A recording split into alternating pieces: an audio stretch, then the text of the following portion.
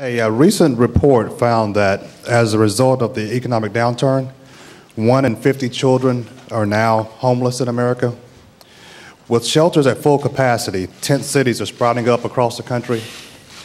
In passing your stimulus package, you said that help was on the way.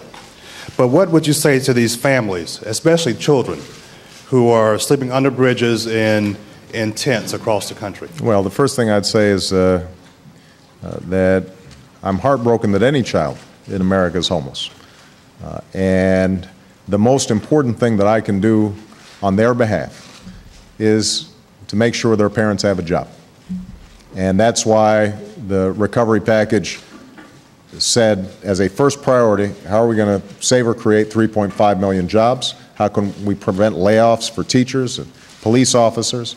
How can we make sure that we are investing in the infrastructure for the future that can put people back to work right away?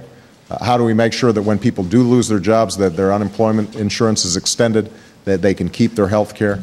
So there are a whole host of steps that we've done to provide a cushion for folks who have fallen on very hard times and to try to spur immediate projects that can put people back to work. Now, in the meantime, we've got to work very closely with the states to monitor and to help people who are still falling through the cracks. And the homeless problem was bad even when the economy was good.